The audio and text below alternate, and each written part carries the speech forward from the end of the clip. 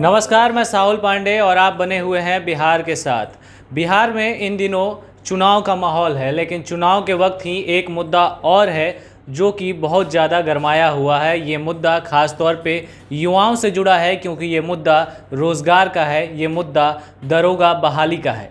दरोगा बहाली का ये मुद्दा इसलिए गरमाया हुआ है क्योंकि हाल ही में एक खबर आई कि दरोगा बहाली को लेकर के जो डेट था वो जो है वो आगे बढ़ेगा एग्ज़ाम को लेकर के, लेकिन फिर अब खबर आ रही है कि डेट आगे नहीं बढ़ेगा। इसमें कहीं ना कहीं खिचपिच जैसा एक माहौल बन गया है। ऐसे में हम ये जानने की कोशिश करेंगे, समझने की कोशिश करेंगे कि आखिर क्यों बिहार में जब भी दरोगा बहाली आती है तो ये दरोगा बहाली जो है विवादों की भेंट चढ़ जाती है। हमारे साथ आदेश जी हैं। आदेश जी इस पूरे मामले को लगातार कवर कर रहे हैं, तो उनसे हम समझने का कोशिश करेंगे। सर बताइए कि आखिर पहली बात मैं जानना चाहूँगा कि ये दरोगा बहाली का मुद्दा फिलहाल क्या चल रहा है, इसको ज़रा आप एक बार ज़रा विस्तार से बताइए, और अभी क्या कुछ मामला है। देखिए, अभी दरोगा बहाली का जो है वो डेट को लेकर है। 29 नवंबर को आयोग ने डेट दिया और ये भी कहा कि ये किसी भी हालत में परीक्षा हो जाएगी। इसके साथ ही साथ एक बीएसएससी का इंटर स्तरीय का परीक्षा है जो कि 2014 से वो अभी तक चल रहा है परीक्षा, पीटी और उसका मेंस होना है। दोनों एग्ज़ाम का डेट जो है वो एक ही 29 नवंबर को दे दिया गया है और लगभग जो है 10,000 से अधिक छात्र जो हैं जिनका दोनों में वो पास किए हैं, पीटी दोनों पास किए हैं। और एक ही बार फिर एग्ज़ाम, एक ही दिन एग्ज़ाम हो रहा है उनका। तो उनका कहना है कि हम एक परीक्षा के लिए 7 साल से इंतजार कर रहे हैं और दरोगा भी परीक्षा है जो कि काफ़ी एम्बिशियस होता है, जो कि लड़का उसमें काफ़ी जोश खरोश के साथ जाते हैं परीक्षा। तो वो किसी भी का स्थिति में वो तैयार नहीं है कि एक ही दिन वो दोनों में से किसी एक चुनाव करने के मूड में नहीं है वो। और आयोग में जाके एप्लीकेशन भी दिए हैं, जो बीपीएसएससी आयोग है दरोगा का, वहाँ एप्लीकेशन भी दिए हैं। उनका कहना है कि आप 2 दिन पहले लें या 2 दिन बाद में लें, लेकिन एक डेट को ना लें, क्योंकि बहुत दिनों से इंतजार करते हैं। और पीटी पास करना आप समझ रहे हैं कि 8 लाख 10 लाख बच्चे देते हैं, उसमें से कुछ हज़ार का सिलेक्शन होता है। तो वैसे स्थिति में वो तैयार नहीं, और इसी को लेकर जो है लगातार वो दबाव बना रहे हैं कि आप जो है अलग अलग डेट पर इस एग्ज़ाम को लें। तो एक चीज़ और समझना चाहूँगा कि 2018 में भी एक बार जब मामला हुआ, जब न्यायालय ने बोला कि रिज़ल्ट आया, जब बहुत जल्दी रिज़ल्ट आ गया, उसको लेकर के फिर बवाल हुआ, फिर न्यायालय ने उस रिज़ल्ट को जो है खारिज कर दिया, एक तरीके से कहा कि इसको नहीं माना जाएगा। तो ऐसा क्या है बिहार के दरोगा परीक्षा में कि जब भी ये परीक्षा होती है ये विवादों की भेंट चढ़ जाती है? ऐसा क्या?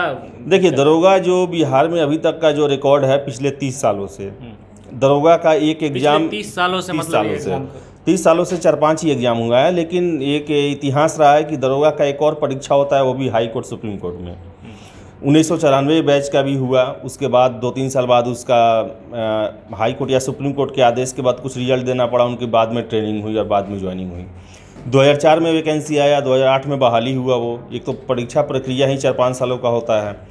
उसके बाद उसमें भी कुछ गड़बड़ी को लेकर छात्र जो है पटना हाई कोर्ट गए, सुप्रीम कोर्ट गए। सुप्रीम कोर्ट के आदेश के बाद उनका 10 साल के बाद फिर से फिजिकल हुआ और पता नहीं आगे अभी कहाँ तक वो प्रोसेस गया है। इसके बाद आप देखिएगा 2015 में आया हो, 2017 में आया हो, हर एक परीक्षा में जो है वो आरोप लगता है छात्रों के द्वारा कि गड़बड़ी की गई है, धांधली की गई है, और ये धांधली जो है आयोग के स्तर पे की गई है। और वैसे लड़कों का चयन किया गया है जो कि परीक्षा में कोई गलत विधि से या पैसे से शामिल हो गए या सिलेक्ट हो गए, ऐसा आरोप छात्रों का रहता है। एक बार पिछले बार जैसे हुआ था कि एसएससी की परीक्षा को लेकर के पूरे देश में जो है छात्रों का आंदोलन हुआ था, छात्र मांग कर रहे थे कि उस परीक्षा को रद्द किया जाए, और उसी तरीके से बिहार में दरोगा बहाली की परीक्षा बन गई है। इस बार भी छात्रों ने आंदोलन किया, लाठीचार्ज हो गया उन पर।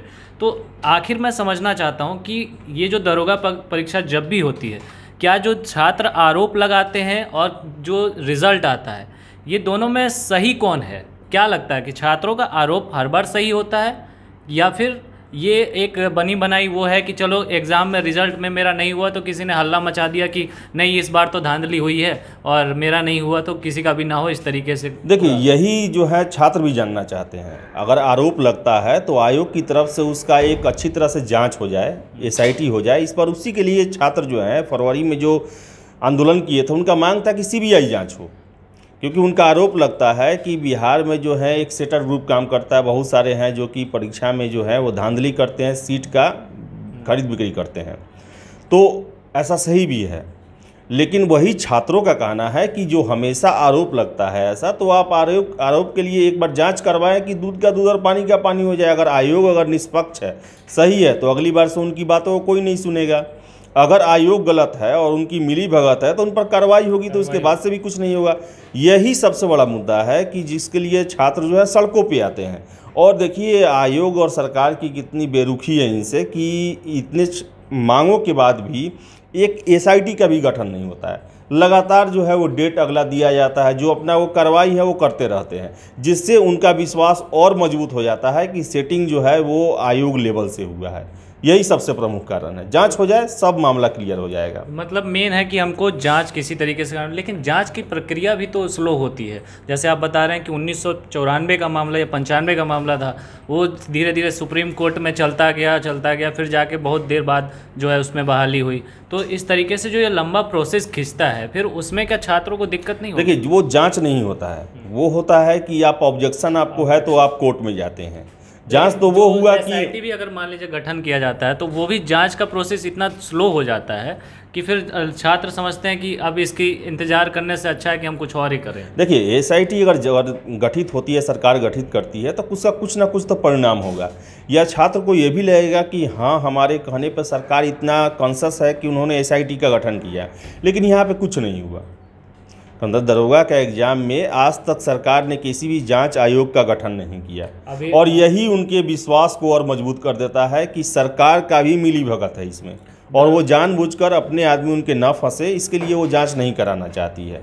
यही इसका सबसे प्रमुख कारण है। ये चीज़ जो है छात्रों के अंदर जो कहीं ना कहीं संदेह पैदा करता है सरकार को लेकर के। सिर्फ दरोगा बहाली की बात नहीं करेंगे, दरोगा बहाली एक जो है बड़ा मुद्दा है, लेकिन इसके अलावा बिहार की अन्य परीक्षाएं भी हों, फिर चाहे वो बीपीएससी की परीक्षा हो, बीएसएससी की परीक्षा हो, इन सभी परीक्षाओं में भी जब भी ये परीक्षाएं होती हैं तो एक हल्ला मच ही जाता है। चाहे इसको भी छोड़ दें तो हम 12th लेवल तक की परीक्षा को लेकर के जब बात होती है उसमें भी धांधली की बात अफवाहों की तरह उड़ती है, फिर उसको लेकर के हल्ला मचता है। तो क्या लगता है बिहार का एजुकेशन सिस्टम कुछ ऐसा बन गया है आज के डेट में कि हल्ला मचा दें, फिर वो परीक्षा रद्द हो या फिर वो जांच आयोग में घुस जाए? इसके पीछे भी क्या कोई गैंग काम करता है क्या? देखिए रंजीत डॉन, इंटर घोटाला, ये दो ऐसा घटना है जिसने ये साबित कर दिया कि बिहार में शिक्षा माफिया है, और वो शिक्षा के क्षेत्र में जो है कुछ गड़बड़ करते हैं, और गड़बड़ ही नहीं, बहुत बड़े पैमाने पर गड़बड़ करते हैं।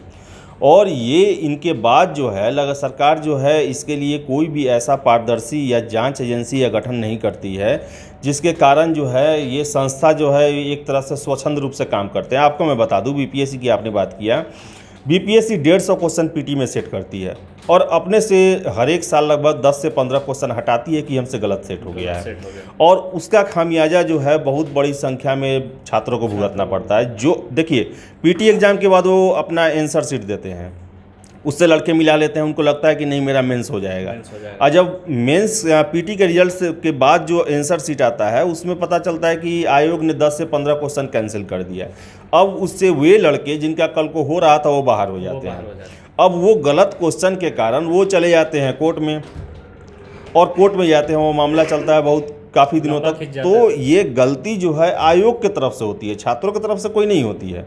तो और सबसे बड़ा बात है कि नीतीश कुमार जो कि सुशासन बाबू कहते हैं कि जीरो टॉलरेंस, लेकिन उन्होंने अपने संस्थाओं को जो मनमौजीपन को रोकने के लिए एक भी आयोग का गठन नहीं किया, एक भी जांच जो आयोग का है उन्होंने गठन नहीं किया कि अगर वो जांच में गलत पाया जाए तो उन पर कार्रवाई होती, तो आगे आने वाले जो लोग हैं, जो आयोग के अध्यक्ष हैं, सदस्य हैं, वो इस पर ध्यान रखते। तो बीपीएससी में हमेशा ये हर एक साल से 2008 से ये चीज़ प्रोसेस चल रहा है ये, तो इसके कारण जो है वो कोर्ट में जाते हैं। बीएसएससी का आपने बात कहा, बीएसएससी में क्या आपको 2016 का बता दूं कि क्वेश्चन पेपर पहले ही वायरल हो गया था, जिसको लेकर फिर से है कि इतना बवाल बढ़ा कि जो सचिव थे उनके साथ मारपीट की गई छात्रों के द्वारा। उसमें नीतीश कुमार ने जब मामला बढ़ गया तो एसआईटी का गठन किया, जिसके कारण सुधीर कुमार जो अध्यक्ष थे वो और परमेश्वर राम सचिव, ये दोनों आदमी गिरफ्तार हुए, जेल गए। लेकिन सबसे बड़ा आश्चर्य देखिए कि जिस परीक्षा पर ऑब्जेक्शन लगा था, कहा गया था कि इसमें धांधली हुई है, उसी को रिजल्ट देके उन्हीं लोग को फिर बहाल कर दिया गया। तो वो एक परीक्षा प्रक्रिया को नहीं रोका गया। सरकार की यही चीज़ें जो है कहीं ना कहीं छात्रों के अंदर एक संदेह की स्थिति पैदा करती हैं और इस वजह से जो है छात्र जो है सरकार की इन नीतियों के खिलाफ जो है सड़कों पर उतरते हैं, फिर सरकार लाठीचार्ज करती है, फिर वहीं छात्र और सरकार के बीच जो है एक रस्साकसी चलती रहती है। चलते चलते मैं एक और सवाल जो है आपसे पूछना चाहूँगा कि इस बार के चुनाव में क्या लगता है, चुनावी माहौल है, तेजस्वी यादव जो है उन्होंने नियोजित शिक्षकों का मुद्दा उठाया, दरोगा की बहाली का भी मुद्दा उठाया उन्होंने और ये भी कहा है कि हम दरोगा की बहाली करेंगे, पुलिस इतनी आबादी पर इतने पुलिसमैन को हम सुनिश्चित करेंगे। दूसरी तरफ नीतीश कुमार इस पूरे मामले पर कहीं ना कहीं चुप्पी साधे हुए हैं। वो पुलिस की बात करते हैं। कल ही एक उनका बयान था जिसमें वो पुलिस की बात कर रहे थे, तो उन्होंने महिला पुलिसों की बात की और कहा कि आज बिहार में जितनी महिला पुलिस हैं उतना कहीं नहीं है। लेकिन इस मामले को लेकर के मैं आपसे जानना चाहूँगा, आप चुनावी यात्रा भी कर रहे हैं, चुनाव भी कवर कर रहे हैं, क्या लगता है छात्रों से जब आप मिलते हैं तो इन सभी परीक्षाओं को लेकर के, इन बहालियों को लेकर के जिस तरीके की धांधली होती है उसको लेकर के बिहार के छात्रों में किस तरीके का रोष है और वो चुनाव में किस तरीके से दिखाई देगा? देखिए, नीतीश कुमार के खिलाफ तो बहुत ज़्यादा लोग का गुस्सा है। सबसे बड़ा गुस्सा है कि परीक्षा में धांधली होती है। इसको लेकर छात्र डायरेक्ट बोलते हैं कि पैसा लेकर सीट बेच दिया जाता है। और दूसरा बात, आपने नियोजित शिक्षक का बात कहा, नीतीश कुमार ने बहुत बड़े पैमाने पर उनकी भर्ती की, लेकिन उन्हें जो वेतन देना चाहिए था वो नहीं दिया उन्होंने। एक वेतन पर 2 से 3 टीचर को उन्होंने बहाल कर दिया। तो असंतुष्ट हैं वो लोग और लगातार जो हैं ये जितने भी ये शिक्षक हैं, फिर अभ्यर्थी जो हैं, लगातार सड़कों पे आए हैं। नीतीश कुमार के सामने याचना, निवेदन, विरोध सारे कुछ किए, लेकिन इनके 15 सालों के शासन के दौरान उनको संतुष्ट करने का कोई प्रयास ठोस नहीं किया गया, जिसके कारण उनका जो गुस्सा है वो इलेक्शन में इस बार ज़्यादा है। उसके बाद तेजस्वी यादव ने ये घोषणा किया कि उनका पहला कैबिनेट जो बैठेगा 10 लाख सरकारी नौकरी का हम ये करेंगे। तो एक आशा की किरण है और नीतीश से निराशा है। तो ये जो है अभी जो युवा जो है इस इलेक्शन में जो युवा का मुद्दा है वो ज़्यादा मजबूत है और इस पर जो है नीतीश कुमार बैकफुट पे हैं और तेजस्वी यादव फ्रंट फुट पे हैं, क्योंकि उन्होंने लगातार उन सभी जो असंतुष्ट जो छात्र रहे हों, अभ्यर्थी रहे हों या शिक्षक रहे हों, उनको एक भरोसा दिलाया है। एक चीज़ और मैं कहना चाहूँगा, नीतीश कुमार ने जो कल का उनका वक्तव्य था, जो संबोधन कर रहे थे, उसमें उन्होंने ये बात कही कि वो ये आने वाले 5 साल युवाओं के लिए है, उनका 5 साल जो होगा वो युवाओं को समर्पित होगा। तो क्या लगता है ये सारे मुद्दे जो हैं इसको कहीं ना कहीं वो एड्रेस करने के लिए के मूड में है अगले 5 साल में अगर वो जीत गया? देखिए, 2005 में भी लालू यादव बोले थे कि ये जो अगला 5 साल होगा वो गरीबों के लिए होगा। तो इसका मतलब नीतीश कुमार की भी विदाई तय है, क्योंकि ये बोल रहे हैं, क्योंकि उन्होंने जब 2005 में ये आए थे तो बोले थे कि युवाओं को रोजगार मिलेगा और उन्हें बिहार से बाहर नहीं जाना पड़ेगा। 90 में लालू यादव आए थे तो बोले थे गरीबों की सरकार और बिहार में कोई गरीब नहीं रहेगा, लेकिन 5 में वो चले गए। कहना 15 साल बाद आपको आपका मेन एजेंडा याद आता है, तो ये तो बहुत आपको 15 साल बहुत ज़्यादा होता है किसी भी स्टेट को बदलने के लिए। किसी भी अपने 15 साल का जो समय है, आप देखिए नरेंद्र मोदी को ही ये गुजरात मॉडल उन्होंने दिया, तो वो 15 साल से कम समय में दिया उन्होंने। तो आप 15 साल रह के भी अगर युवा के लिए नहीं सोच पाए, 57.6% जो है बिहार के आबादी का लोग जो है वो 25 साल से कम उम्र के हैं, तो उनके इतने बड़े वर्ग के लिए आपने 15 सालों में नहीं सोचा, तो 5 सालों में लोग विश्वास आप पे नहीं करेंगे, डर उनमें है। चलिए, तो बहुत बहुत धन्यवाद आदेश जी। तो आपने सुना कि पूरा दरोगा बहाली का मामला क्या है। इसके अलावा बिहार में और सारे जितने एग्ज़ाम्स होते हैं जो कि प्रतियोगिता वाले एग्ज़ाम्स हैं जिनको बच्चे जो है क्वालिफाई करते हैं, और बिहार में ख़ास तौर पे सरकारी नौकरी का क्रेज़ है और हर कोई चाहता है सरकारी नौकरी करना। और ऐसे में जब छात्रों के साथ धांधली के ये शिकार हो जाते हैं छात्र, और इस तरीके से जो डेट सामने आते हैं फिर उसमें मामला फंसता जाता है, फिर वो लंबा खिंचता जाता है, तो छात्र भी कहीं ना कहीं परेशान होते हैं और सरकार के प्रति उनका गुस्सा फूटता है। इस बार के चुनाव में मुझे लगता है कि ये भी एक बड़ा मामला है और इसलिए ये मामला मैं सामने रखना चाहता था आप सभी के। आपको अगर ये रिपोर्ट पसंद आई हो तो हमारे चैनल को लाइक, शेयर और कमेंट जरूर करें और साथ में अपने विचार जरूर दें। धन्यवाद।